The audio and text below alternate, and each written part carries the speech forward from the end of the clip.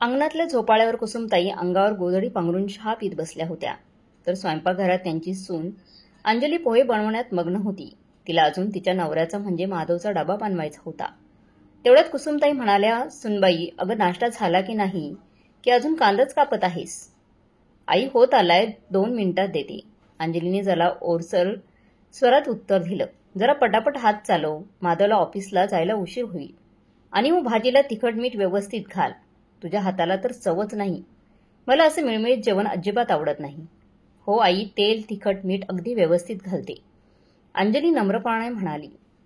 काही वेळाने माधव तयार होऊन हातात एक लिफाफा घेऊन बाहेर आला आणि म्हणाला, "आई, हे घे या महिन्याचा पगार. काल रात्री आलो होतो तेव्हा तू झोपली होतीस." लिफाफा पाहताच कुसुमताईंच्या चेहऱ्यावर हास्य उमटले. त्यांनी त्या लिफाफ्यातून पैसे बाहेर काढले आणि मोजायला सुरुवात केली. माधव उत्साहाने म्हणाला, "आई, पुढच्या महिन्यात माझे प्रमोशन होणार आहे आणि पगार 1.5 होईल." कुसुमताईंचे डोळे चमकले. "अरे वा, मला तुझ्याकडून हीच अपेक्षा होती." "माधवा, आज जर तुझे बाबा असते तर त्यांनी तुझा किती अभिमान वाटला असता. मी आजच देवळात जाऊन तुझ्या यशासाठी नवस बोलते. देव तुझी भरभराट करो." माधवच्या पगारवाढीचा सर्वात जास्त आनंद कुसुमताईंना झाला होता. त्यांच्या डोळ्यातून अभिमान ओसंडून वाहत होता. आणि का होऊ नये, कारण त्यांचा संपूर्ण पगार त्या स्वतःच्या हातात घेत होत्या. खरं तर आता त्यांचे वय झाले होते, पण घरातील सत्ता अजूनही त्यांनी आपल्या हातात ठेवली होती. त्या घरातील प्रत्येक खर्चाचा हिशोब ठेवत होत्या. पण आज अंजलीचे डोळे मात्र ओलसर होते, कारण हा पगार तिला नव्हे तर तिच्या सासूच्या हातात जात होता. तिचा नवरा, तिची कर्तव्य, पण तिचे स्वत्व कुठेच नव्हते. असो, कुसुमताई घर कामात सुनेला कोणतीच मदत करत नव्हत्या. अंजली स्वयंपाकघरात कामात मग्न होती. माधव डायनिंग टेबलच्या खुर्चीवर येऊन बसला आणि म्हणाला, "अंजली, नाश्ता झाला असेल तर पटकन दे, मला उशीर होतोय." "हो, आले."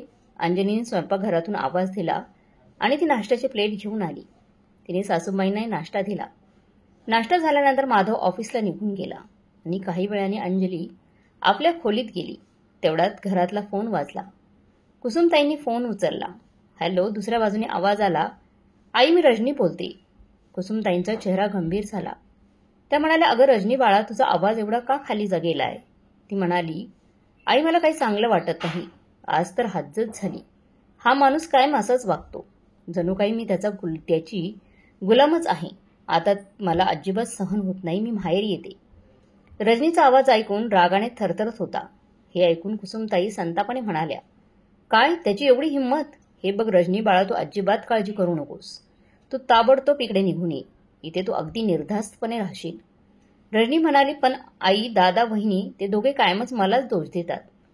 रजनीच्या शब्दामध्ये वेदना आणि रोष होता. कुसुमताई तिचे बोलणे थांबवत म्हणाल्या, "त्यांची काळजी तू करू नकोस. तुझ्या दादाला मी माझ्या पद्धतीने समजावते.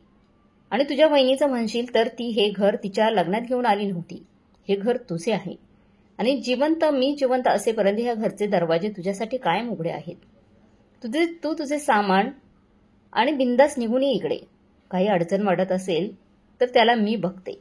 "हो आई, आता मी एक क्षणही इथे राहू शकत नाही. माझा जीव गुदमरत आहे इथे. मी आज निघते," रजनी स्पष्टपणे म्हणाली. रजनीला तिच्या माहेरी येणे नेहमीच आवडायचं. माहेरी तिला कोणतीच जबाबदारी पार पाडावी लागत नव्हती, ना कोणाचे टोमणे ऐकावे लागत होते. हे सर्व तिला तिच्या आईने कुसुमताईंनी शिकवले होते. रजनीच्या लग्नाच्या वेळी कुसुमताईंनी तिला सांगितले होते, "रजनी बाळा, तुझ्या आयुष्यातील दुसरा टप्पा सुरू होत आहे. आता तुला खूप समजूतदारपणे वागावे लागेल." "आई, म्हणजे काय?" रजनीने उत्सुकतेने विचारलं. त्या म्हणाल्या, "याचा स्पष्ट अर्थ असा की सासू सासऱ्यांशी दबून राहू नकोस. जास्त बोलायला लागले तर जिथल्या तिथे उत्तर द्यायला शिक. आणि सर्वात महत्त्वाचं म्हणजे नवऱ्याला तुझ्या मुठीत ठेव.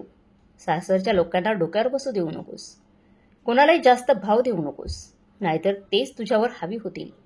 आणि सगळ्यात महत्त्वाचं म्हणजे सासू सासऱ्यांपासून वेगळे राहण्याचा प्रयत्न कर. तेव्हाच तुला स्वातंत्र्य मिळेल. आणि यापुढे भांडण करावे लागले तरी मागे पुढे पाहू नकोस." कुसुमताईंच्या या शिकवणीला गाठ बांधून रजनीने सासरच्या घरात पाऊल ठेवले. तिचे सासू सासरे एकदम साधे भोळे आणि सरळ स्वभावाचे होते. ते सुनेला आपली मुलगीच मानत होते. तिचा नवरा अजय तिला कोणताही त्रास होऊ नये याची पुरेपूर काळजी घेत होता. तिचे सासरचं वातावरण अगदी आनंदी होते आणि अशा आनंदी वातावरणात देखील रजनी खुश नव्हती. लग्नानंतर काही दिवसातच तिने आईच्या शिकवणुकीचे पालन करायला सुरुवात केली आणि घरातील शांतता भंग झाली. आता तिच्या लग्नाला 1 वर्ष पूर्ण होत आले होते आणि या 1 वर्षात रजनी चौथ्यांदा भांडण करून बाहेर निघून आली होती. रजनी बॅग घेऊन बाहेरच्या उंबरठ्यावर पाऊल ठेवताच तिच्या डोळ्यात निराशा आणि उदासीनता दिसून येत होती. रजनी बाळा, तू आलीस? दे तुझी बॅग आणि आत ये बरं. आता तू तुझे घरी आली आहेस ना, मग कसलीच काळजी करण्याची गरज नाही. कुसुमताईंनी लेकीच्या हातातून बॅग घेतली आणि तिला खोलीत नेले. रजनी म्हणाली, आई, माझ्या नवऱ्याला वाटते मी दिवसभर घरात कामवालीसारखे राहावं, घरातली सगळी कामं करावीत, सासू-सासऱ्यांची सेवा कर असं त्याला वाटतं. निमूटपणे करावी आणि घाई न बोलावं. अगं, स्वतःसाठी आरामाचा एक क्षणही मिळत नाही मला. हे सगळं झेपणार नाही. कुसुमताई होकारार्थी मान हलवत म्हणाल्या, रजनी, तू अगदी बरोबर बोलत आहेस. या लोकांना सून म्हणजे काम करणारी मशीन वाटते का? म्हणूनच मी तुला आधीच सांगितले होते, तू स्वतःच्या हक्कासाठी उभं राहिलं पाहिजे. तू तिथून निघून अगदी योग्य केलंस बघ. तू कुणाची गुलाम नाहीस. जर ते तुला समजून घेऊ शकत नसतील तर त्यांच्यासोबत राहण्याचा काहीच अर्थ नाही. तेवढ्यात अंजली पाणी घेऊन खोलीत आली. कुसुमताईंनी तिच्याकडे पाहिलं आणि म्हणाल्या, अंजू, रजनी आराम करते आहे तोपर्यंत तिच्या आवडीचं जेवण बनव. आज तिला सासरच्या तणावापासून दूर राहून मनसोक्त जेवण करू दे. अंजलीने मान हलवले आणि स्वयंपाकघराकडे निघून गेली. दुपारचं जेवण झाल्यानंतर रजनी आणि कुसुमताई खोलीत तासभर गप्पा मारत बसल्या. रजनीने तिच्या सासरच्या तक्रारी सांगितल्या आणि कुसुमताई प्रत्येक वेळी तिच्या होला हो देत होत्या. या दरम्यान अंजली थोडा वेळ आराम करण्यासाठी तिच्या खोलीत गेली. संध्याकाळी अंजली खोलीतून बाहेर येऊन म्हणाली, आई, आज रात्री पुरी भाजी बनवू का? रजनीताईंना खूप आवडते ना. तेव्हा कुसुमताई पटकन म्हणाल्या, अंजली, तू राहू दे. दुपारी सुद्धा तू इतके आळणी आणि पानचट जेवण बनवलं होतं की रजनीला ते अजिबात आवडलेलं नाही. यापेक्षा तू माधवला फोन कर आणि त्यालाच बाहेरून काहीतरी चांगलं खायला घेऊन यायला सांग. थोडंच चांगलं खाल्लं तरी तिचा मूड ठीक होईल. हे ऐकताच अंजलीला वाईट वाटले. तिचा चेहरा उतरला. ती हळूच म्हणाली, हो आई, मी ह्यांना फोन करते. अंजली खोलीत गेली तेव्हा रजनी हसत म्हणाली, आई, तू नेहमी माझ्या पाठीशी उभी राहिली आहेस. अशीच कायम माझ्या पाठीशी उभी राहा. कुसुमताईंनी प्रेमाने रजनीच्या डोक्यावर हात फिरवला आणि म्हणाल्या, अगं, मी असताना तुला कोणत्याही प्रकारचा त्रास होणारच नाही. तू इथे आरामात राहा. दुसरीकडे अंजलीने माधवला फोन लावला. दुसऱ्या रिंगमध्येच त्याने फोन उचलला आणि तिचा आवाज ऐकताच हसत म्हणाला, बोल ना बायको, आज कसं काय फोन केला? सगळं व्यवस्थित आहे ना? सगळं व्यवस्थित आहे ना, की फक्त माझा आवाज ऐकायचा होता? माधवच्या थोड्या रोमॅन्टिक बोलण्यावर अंजलीत हलकेसे हसली आणि म्हणाली, अहो, सगळं व्यवस्थित आहे. फक्त एक गोष्ट सांगायची होती माधव. माधव म्हणाला, सांग ना मॅडम, आज तुमचा काय आदेश आहे? अंजली म्हणाली, आज रजनीताई आल्या आहेत. आई म्हणत होत्या की रात्रीचं जेवण बाहेरून मागवायचं आहे. एखाद्या चांगल्या रेस्टॉरंटमधून काहीतरी घेऊन या. हे ऐकताच माधव थोडा चकित झाला. रजनी परत आली? गेल्या आठवड्यातच 4-5 दिवस राहून गेली होती ना, आता काय झाले? तेव्हा अंजली सावरत म्हणाली, माहीत नाही, आई म्हणत होत्या की त्यांना खूप टेन्शन आहे. कदाचित त्यांच्या सासरी काहीतरी घडलं असावं. माधवने एक दीर्घ श्वास घेतला आणि मग रागाने म्हणाला, या रजनीला तिच्या सासरी कसला एवढा त्रास आहे? तिच्या सासूबाई तर किती प्रेमळ आहेत आणि अजय भाऊजी सुद्धा. अगं, मी आईला किती वेळा सांगितलं होतं की तिला तिच्या सासरीच राहू देत. तिथेच राहून तिला संसार करू दे. प्रत्येक छोट्या मोठ्या गोष्टीवरून तिला बाहेरी बोलवणं हा त्यावरचा उपाय नाही. पण आईला मात्र नेहमीच वाटते की मुलगी बाहेर आली की सुखात राहील.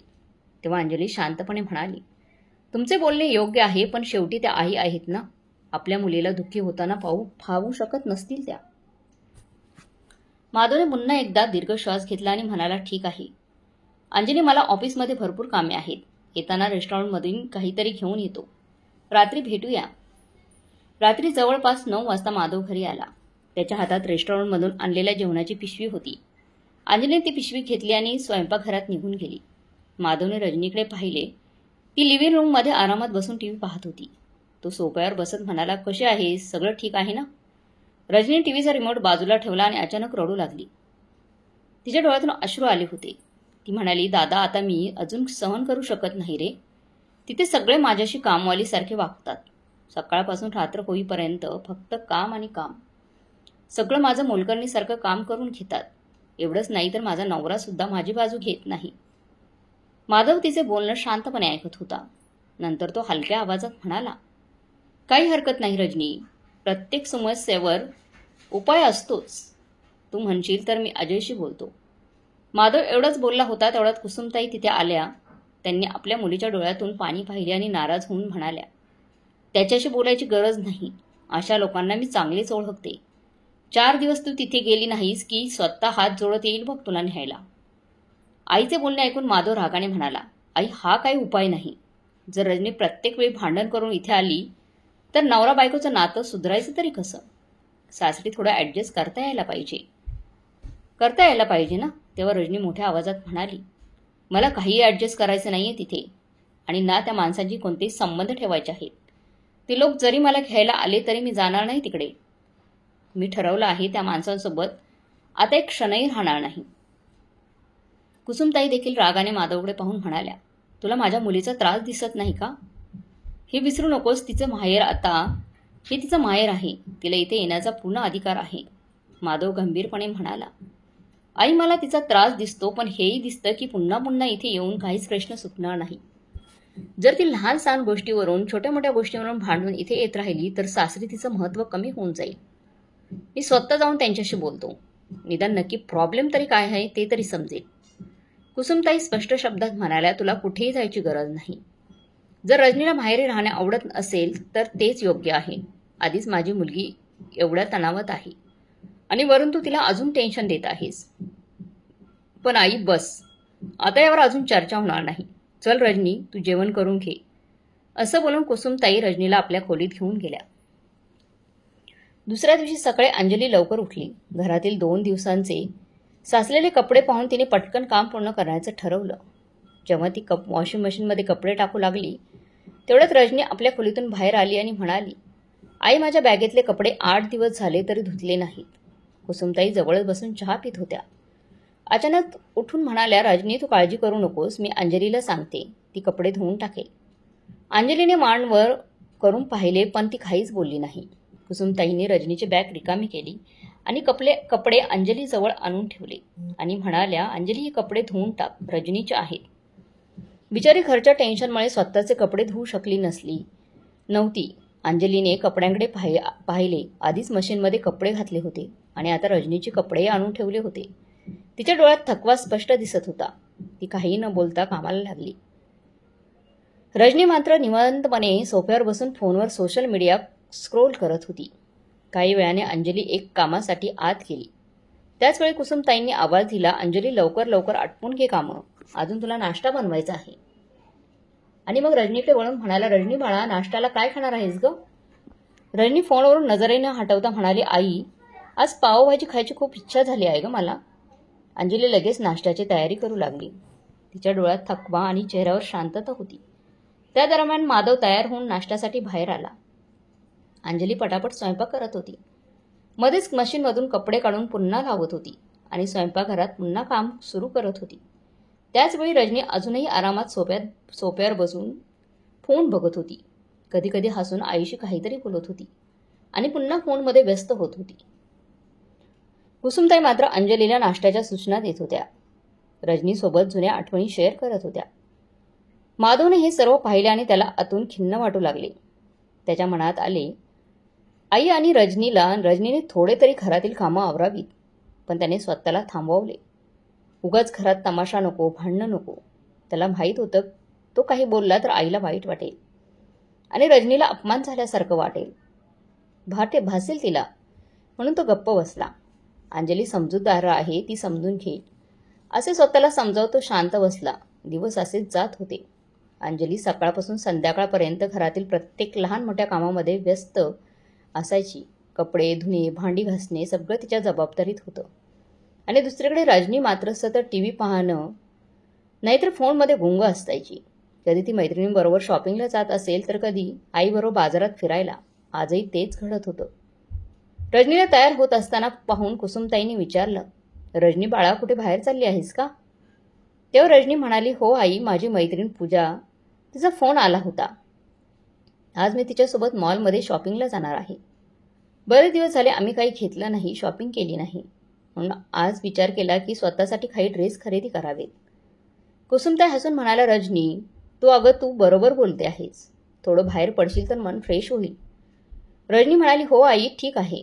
मला 10,000 रुपये दे. जर पैसे शिल्लक राहिले तर मी परत करेन.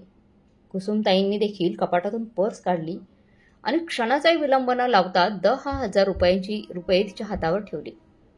रजनी, स्वतःसाठी काहीतरी छान घेऊन ये आणि जर अजून पैसे हवे असतील तर तसं सांग. कुसुमताईंनी प्रेमाने तिच्या पाठीवरून हात फिरवला. स्वयंपाकघरात उभी असलेली अंजली हे सगळं शांतपणे पाहत होती. तेव्हा कुसुमताईंनी एकही प्रश्न न विचारता रजनीच्या हातावर 10,000 रुपये ठेवले. तेव्हा अंजलीच्या मनात असंख्य विचार येऊ लागले. चपात्या करता करता ती स्वतःशीच पुटपुटली, यात त्याच सासूबाई आहेत का ज्यांनी काल फक्त 1,000 रुपयांसाठी इतके प्रश्न विचारले होते. जेव्हा स्वयंपाकघरातील राशन संपलं आणि मी सासूला पैसे मागितले तेव्हा त्या म्हणाल्या, काय घ्यायचं आहे की तिला मिळते एवढं लवकर राशन कसं संपलं. असे कितीतरी प्रश्न. आणि आता रजनीसाठी काही न विचारता एकदम 10,000 रुपये देऊन टाकले. तिने दीर्घ श्वास घेतला आणि पुन्हा ती आपल्या कामाला लागली. अंजली काही बोलली नाही, पण तिच्या हाताची गती मात्र मंदावली होती तिच्या हाताची गती. दिवसभर कितीतरी दमल्यासारखं झालं तरी अंजलीने घर सांभाळण्यात कोणतीच कसर सोडली नाही. रजनी घरी परत येण्याआधी तिने स्वयंपाक तयार करून ठेवला. रात्री रजनी घरी येण्याआधी माधव आला. अंजलीने डायनिंग टेबलवर जेवणाचे ताट मांडून ठेवले. त्याचवेळी रजनी आली. तू आलीस बाळा, खूप उशीर झाला ग. बरं ये, फ्रेश होऊन पटकन जेवायला बस बरं. कुसुमताई काळजीने म्हणाल्या. अगं नाही ग आई, पूजासोबत बाहेरच जेवण करून आले. मॉलमध्ये एक छानसं चायनीज रेस्टॉरंट होतं, आज खूप मजा आली. रजनीने खुश होऊन शॉपिंगचे बॅग उघडले आणि आईला नवीन ड्रेस दाखवू लागली. आई बघ ना, किती सुंदर ड्रेस आहे. पूजा म्हणत होती, हा 1 पीस माझ्यावर खूपच उठून दिसे. कुसुमताईंनी कौतुकाने तिच्याकडे पाहत हसत उत्तर दिले. हो बाळा, तुझी निवड तर आधीपासूनच कमालीची आहे बघ. रजनी पुढे म्हणाली, आई तुझ्यासाठी देखील मी एक सुंदर साडी पाहून ठेवली आहे. उद्या आपण दोघी बाजारात जाऊन तुलाही काही साड्या घेऊ. तुझ्या साड्या मला अजिबात आवडत नाही. कुसुमताई हसून म्हणाल्या, अगं बाळा माझं काय, आता माझं वय झालंय. बरं ते जाऊ देत. अगं तू डाळ भात तरी खाऊन घे. रजनी म्हणाली, नको ग आई, आता काही खाण्यासाठी माझ्या पोटात जागा नाही. असे बोलून बॅग घेऊन ती आतल्या खोलीत निघून गेली. जेवत असलेल्या माधवच्या मनात मात्र वेगळेच विचार सुरू होते. रजनी आणि अजयच्या नात्याचं पुढे काय होणार याची त्याला काळजी वाटत होती. आता आणखीन एक आठवडा निघून गेला असाच. रजनीला माहेर येऊन जवळपास 1 महिना झाला होता. पण ना ती सासरी जायला तयार होती, ना कोणी तिला सासरी कधी जाणार असे विचारण्याचं धाडस करत होते. माधव आणि अंजली या सगळ्यामुळे प्रचंड अस्वस्थ झाले होते. एके दिवशी अंजलीने माधवला विचारलं, आपण असे किती दिवस फक्त पाहत राहायचं. रजनी आणि अजयच्या लग्नाला 1 वर्ष पूर्ण होईल. त्यांच्या नात्यात दुरावा निर्माण झाला आहे. हे नातं वाचवण्यासाठी आपल्याला काहीतरी कारण शोधून काढावा लागेल. मान हलवत माधवने तिच्या बोलण्याची सहमती दर्शवली. तो म्हणाला, तू अगदी बरोबर बोलत आहेस. मी विचार करत होतो, आपण त्यांच्या लग्नाच्या वाढदिवसानिमित्त त्यांना पुन्हा एकत्र आणण्याचा प्रयत्न करू. कदाचित हा आनंदाचा प्रसंग त्यांच्या दुरावेत बदल घडवू शकेल. अंजलीने हसून उत्तर दिले, मग एक काम करूया, आपण एक मोठा केक आणू आणि अजयलाही बोलू. लग्नाच्या वाढदिवसाच्या दिवशी माधव आणि अंजलीने मोठा केक मागवला. त्यानंतर त्यांनी रजनी आणि तिची आई कुसुमताई दोघींनाही बाहेर बोलवले. त्या दोघी खोलीतून बाहेर आल्या आणि समोरचं दृश्य पाहून आश्चर्यचकित झाल्या. हे सगळं काय सुरू आहे आणि हा केक कोणत्या आनंदासाठी आणलाय? रजनीने आश्चर्याने विचारलं. तेव्हा माधव हसत म्हणाला, आज तुझ्या आणि अजयच्या लग्नाचा पहिला वाढदिवस आहे ना, त्यामुळे आम्ही ठरवले की या खास दिवशी काहीतरी विशेष करावं. कदाचित यामुळे तुमच्यातील कटुता कमी होईल. तो पुढे म्हणाला. रजनी आता अजयला फोन करून त्याला बोलावं. हे ऐकताच रजनी संतापून म्हणाली, तुझी हिंमत कशी झाली माझ्या परवानगीशिवाय हे सर्व करण्याची? मी आधी स्पष्ट सांगितले होते की मला त्या माणसाचं तोंडही पाहायचं नाही. दादा, तुला एकदा सांगितलेलं कळत नाही का? कुसुमताई देखील संतापल्या. ताई मोठ्या आवाजात म्हणाल्या, माझी मुलगी बरोबर बोलते. जर तो माणूस इथे आला तर मी त्याचे हात पाय तोडून गळ्यात घालीन आणि जर कोणी त्याला इथे घेऊन आले तर त्यालाही मी घराबाहेर काढेन. हे ऐकताच अंजलीनी माधव अचंबित झाले आणि त्यांना अशी प्रतिक्रिया अपेक्षितच नव्हती. रजनी आणि कुसुमताई संतापून पुन्हा खोलीत निघून गेल्या.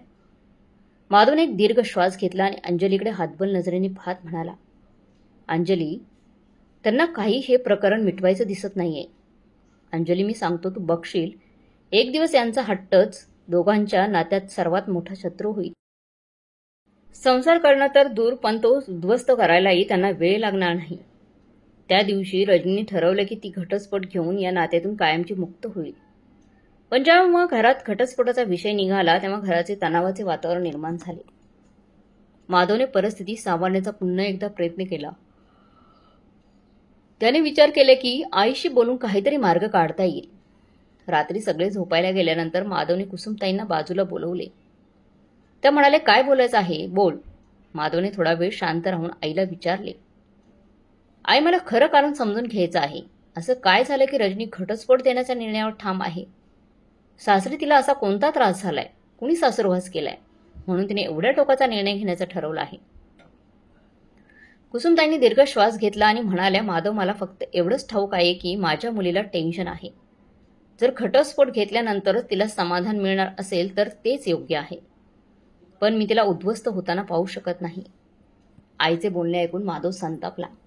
तो स्पष्ट म्हणाला, आई, तिला कुणी उद्ध्वस्त करते आहे तर ती तू आहेस. नवरा बायकोच्या भांडणात मध्यस्थी करून सोडवण्याऐवजी तूच त्याला अधिक खतपाणी घालत आहेस. हे ऐकून कुसुमताई संतापून म्हणाल्या, माधव, मला माहीत आहे तुला तुझ्या बहिणीचेही या घरात राहणं खटकत आहे.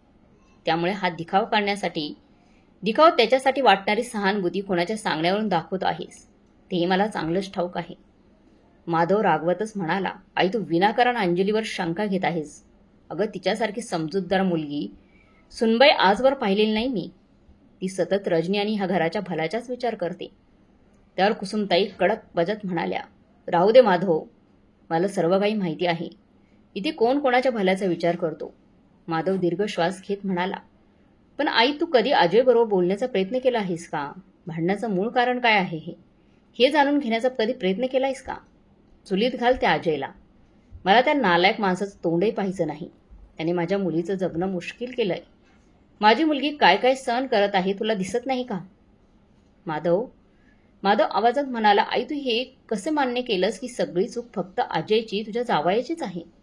नातं नेहमी दोन्ही बाजूंनी बनतं आणि तुटतेही दोन्ही बाजूने. एकदाही त्याची बाजू ऐकून न घेतली नाहीस तू. सरळ त्याला रजनीच्या बोलण्यावरून दोषी ठरवलंस. अगाई, सत्य काहीतरी वेगळं असू शकतं. याचा कधी विचार केलायस का? कुसुमताई शांतपणे म्हणाल्या, मला काहीही जाणून घ्यायचं नाही. माझी मुलगी जे सांगते तेच खरं आहे. इतकं बोलून त्या उठल्या आणि आपल्या खोलीत निघून गेल्या. माधव मात्र गप्प उभा राहिला. दुसऱ्या दिवशी सकाळी अंजली माधवला म्हणाली, अहो, ऐकलं का? माझ्या काकांच्या मुलाचं लग्न आहे. मला नवीन साडी घ्यायची आहे. थोडे पैसे हवे होते. माधव पटकन म्हणाला, ठीक आहे, मी आईकडून पैसे घेऊन देतो. नाश्ता झाल्यानंतर तो आईकडे गेला आणि म्हणाला, आई, मला थोडे पैसे हवे आहेत. अंजलीच्या काकांच्या मुलाचं लग्न आहे. त्यासाठी तिला नवीन साडी घ्यायची आहे. कुसुमताई त्याचं बोलणं टाळत म्हणाल्या, हे बघ माधव, या महिन्यात खूप खर्च झाला आहे. माझ्याजवळ आता पैसे नाहीत. आईचे बोलणे ऐकून माधव आश्चर्यचकित झाला. तो म्हणाला, अगं आई, आठवड्यापूर्वीच तर मी तुला संपूर्ण पगार दिला होता. मग एवढे पैसे गेले कुठे? कुसुमताईंनी नजर चुकवत विषय टाळण्याचा प्रयत्न केला. त्या म्हणाल्या, अरे माधव, घर खर्च, किराणा सामान, बाकीचे इतर किरकोळ खर्च, आता प्रत्येक गोष्टींचा खर्च तुला सांगत बसू का? माधव रागाने म्हणाला, आई, मला खरं सांग, पैसे नेमके कुठे खर्च झालेत? कुसुमताई संकोचात म्हणाल्या, अरे, आपल्या रजनीला शॉपिंगसाठी थोडे पैसे दिले होते. तिचेही काही खर्च असतात. माधव संतापला, रजनीचे खर्च? आई, रजनीला शॉपिंगसाठी हजारो रुपये खर्च करण्याची परवानगी आहे आणि आम्ही दोघांचं काय? अंजली दिवसभर घर काम करते, मी दिवसभर बाहेर कष्ट करतो आणि तू मात्र माझा संपूर्ण पगार घेऊन रजनीच्या फाजील खर्चासाठी देतेस. तुला कधी आम्हा दोघांच्या गरजांची आठवण होते का? कुसुमताई रागाने म्हणाल्या, काय झालं जर रजनीने थोडी शॉपिंग केली तर? तिच्या आयुष्यात किती टेन्शन आहे. तिला आनंदित ठेवण्यासाठी मी तिला थोडेफार पैसे दिले तर त्यात काय चुकीचा केलंय? माधव कडवट हसला, म्हणजे रजनीच्या तणावाचा उपाय म्हणजे महागडे कपडे आणि शॉपिंग, आणि आमच्या गरजांचं काय? तुला खरंच वाटतं का तू न्याय करतेस? तू जास्त बोलू नकोस. कुसुमताई मोठ्या आवाजात म्हणाल्या, रजनीला तिच्या नवऱ्याकडून काही मदत मिळत नाही. मग मी तिला थोडे पैसे दिले तर त्यात काय चुकले? माधवने निराश होत मान हलवली आणि म्हणाला, आई, तू चुकीचे केलंस. तिला बरोबर चुकीचं समजवण्याऐवजी तिच्या चुकांना खतपाणी घालतेस तू. असं बोलून तो रागाने बाहेर निघून गेला. दरवाजा बंद होताच कुसुमताईंनी अंजलीकडे रोखून पाहिलं आणि रागाने म्हणाल्या, सगळी आग सगळी आग या बाईने लावली आहे. या महिन्याचा आधीच खर्च जास्त झाला आहे. तरी काय गरज होती नवीन साडी घेण्याची? लग्नात जुनी साडी नेसली तर काय बिघडलं असतं? तेव्हा जवळ बसली रजनी पटकन म्हणाली, हो आई, तू अगदी बरोबर बोलत आहेस. माझा ड्रेस पाहून तिला राहावलं नसेल म्हणून ती माझ्याशी बरोबरी करावी लागली. त्या दोघींचे बोलणे ऐकून अंजलीच्या डोळ्यातून अश्रू होऊ लागले, पण ती काहीच बोलली नाही आणि काही न बोलता तिच्या खोलीत निघून गेली. रजनी आणि अजयच्या नात्यात दिवसेंदिवस कटुता वाढत चालली होती. कुसुमताई रजनीच्या निर्णयाला पाठिंबा देत होत्या, पण माधव आणि अंजलीने हे नातं वाचवण्यासाठी शेवटचा प्रयत्न करण्याचा निर्णय घेतला. एका संध्याकाळी माधव अंजलीला म्हणाला, अंजली, मी अजयला भेटायला जाणार आहे. कदाचित माझ्याशी बोलल्यानंतर तो रजनीला समजवण्याचा प्रयत्न करेल. तू तिच्याशी बोल. कदाचित ती थोडी नरमाई दाखवेल. अंजलीने नवऱ्याच्या बोलण्याला सहमती दर्शवली. दुसऱ्या दिवशी कुसुमताई बाजारात गेल्या आणि रजनी घरी एकटीच होती. अंजलीने ही संधी योग्य वाटली. ती रजनी जवळ जाऊन बसली आणि म्हणाली, रजनीताई, मी तुम्हाला एक बोलू का? रजनीने टीव्हीचा आवाज बंद केला आणि म्हणाली, हो वहिनी, बोल ना. अंजली हलक्या आवाजात म्हणाली, हे बघा ताई, मी तुमच्यापेक्षा मोठी आहे, म्हणूनच एक सल्ला देते. हा घटस्फोटाचा मार्ग सोडून पुन्हा एकदा संसार थाटण्याचा विचार करा. एका स्त्रीची खरी प्रतिष्ठा तिच्या नवऱ्यासोबत असते. भाऊजीचे बोलणे ऐकून रजनीला राग आला. ती म्हणाली, अशा प्रतिष्ठेचे मी काय करू? लोणचं घालू? अगं, जो माणूस घरात एक कामवाली बाई ठेवू शकत नाही, बायकोच्या प्राथमिक गरजाही भागवू शकत नाही, अशा दीड दमडीच्या माणसासोबत मी काय राहायचं? अंजली म्हणाली, नाही ताई, तुम्ही असे विचार करू नका. माझ्या बोलण्याचा विचार करा. रजनी म्हणाली, वहिनी, बंद कर तुझी ही बडबड. मी माझ्या घरी आहे, आरामात आहे आणि माझा आनंद यातच आहे. पण मला वाटते हात माझा आनंद तुला आणि दादाला खटकतोय. इतक्यातच कुसुमताई दरवाजात येऊन उभ्या राहिला. त्यांनी त्या दोघींचे बोलणे ऐकले होते.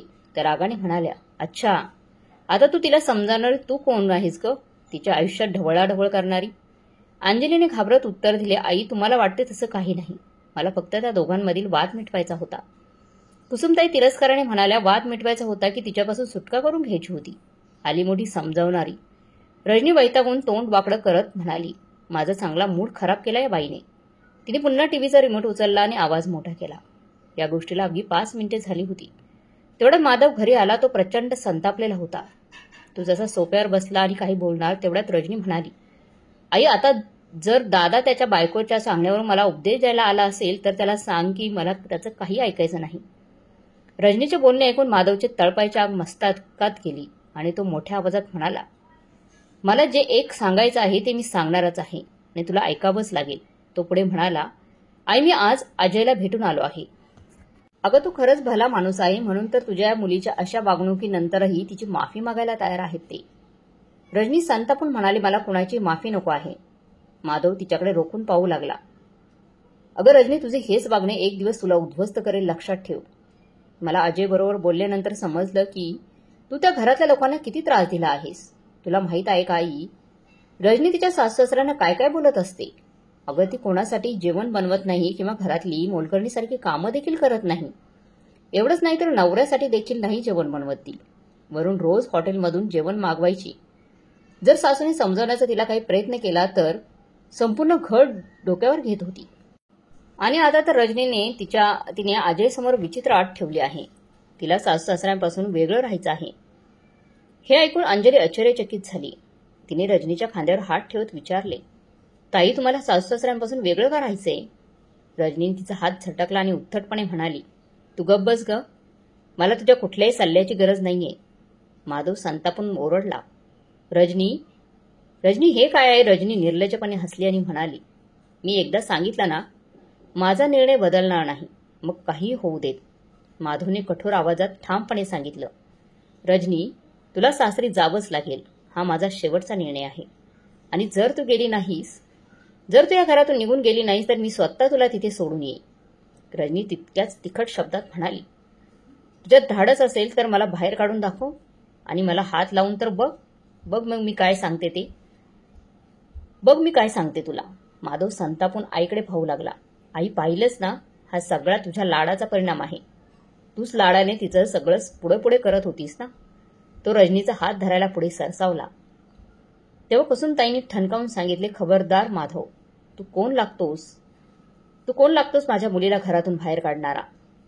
या घरातून माझ्या या घरातून जर कोणी बाहेर जाणार असेल तर ते तू आणि तुझी ती चुगलखोर बायको अंजली, जिने तुला वेड केलं आहे.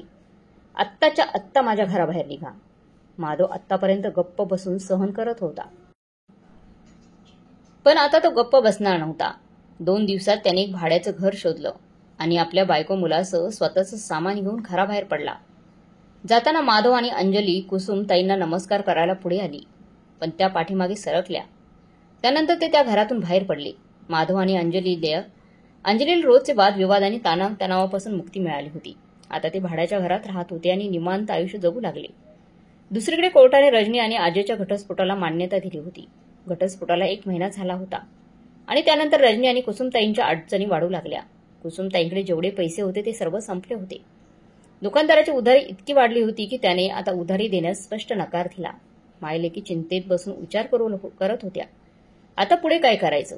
तेवढ्यात अचानक घरातील लाईट गेली.